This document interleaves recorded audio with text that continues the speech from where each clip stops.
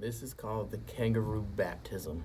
So, when I was about 8 years old, my Uncle Jack worked at a wildlife center in San Antonio, Texas. So, my mom was going to take me there for the summer. We were going to fly on a plane. She was going to drop me off and she was going to leave. And I was going to hang out with Uncle Jack for a good portion of the summer, go to work with him and do all this fun stuff and hang out with the animals.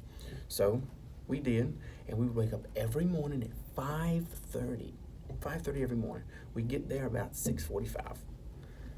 And we would go, and my uncle Jack was the manager of the park. So his job was to check on all the animals before they got fed, make sure nobody was hurt, nobody was sick or nothing.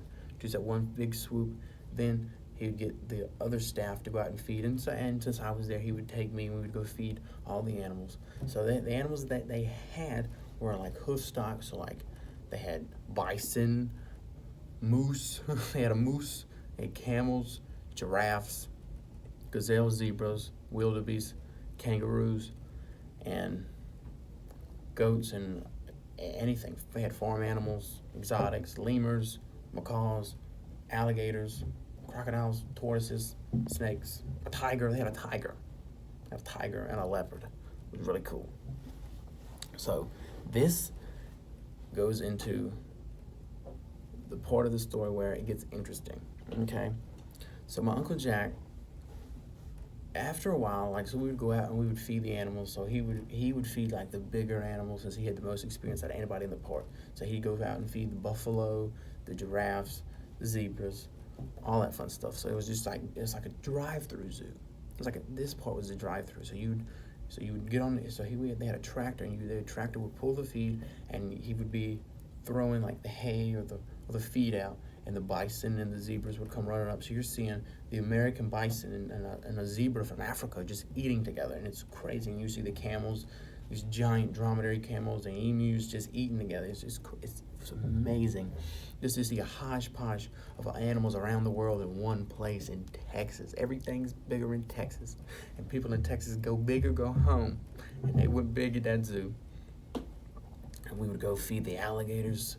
You'd have like a chicken leg, or you'd have a chicken hanging up, and the alligators or the crocodiles would pop up, and it was really cool. It was amazing. And they had tigers, and they had this big Bengal tiger named Shere Khan after the Jungle Book, and they had the leopard named Bagheera, and they were in these huge enclosures, and they're just really cool cats, really amazing, big, beautiful, amazing tigers. Now, unfortunately, this story is not about the bison or the tigers or the moose or the giraffe or the camels, which I really adore camels. No, this story is about two kangaroos, Jack and Lola. Okay. So Jack and Lola had a joey. Now, red kangaroos are the biggest kangaroos in Australia, and they're little psychotic if you don't know about kangaroos. Kangaroos have been known to sit in billabongs in Australia and wait for like a dingo or whatever to come get them, and the kangaroo would juke them and drown them. Kangaroos are not to be trifled with. They're like ripped. And Jack was a big boy. He was like maybe at least 100 pounds of marsupial. Did not want to be trifled with. Okay. So they were right beside the petting zoo. So you'd see the kangaroos in their little, like, Australia-themed enclosure, and they'd be bouncing around. And there was an emu in there too. Actually, the emu was not in there. I'm sorry about that. And they would just do what kangaroos do. Now, they had a joey. Now, I, as a kid, was infatuated with baby animals because I'm a little boy. I'm like, these are little like me. We can be friends. And my Uncle Jack said, whatever you do not mess with the babies. I don't care what an animal is, don't mess with the babies. Well, as time had progressed, I had got more and more comfortable and more like doing the motions of everything. I was like, I'm gonna touch that baby kangaroo. So one day when nobody was looking, now kangaroos have a toenail about this long. Okay, that's gonna hurt. So I decided to jump over the fence, walk up to the joey, and I was gonna hold it. That was my plan. I had no plan. I would just pick the joey up, hold it. So I go over there, I'm rubbing the joey, I'm looking around, I'm like, da da da, and I pick it up.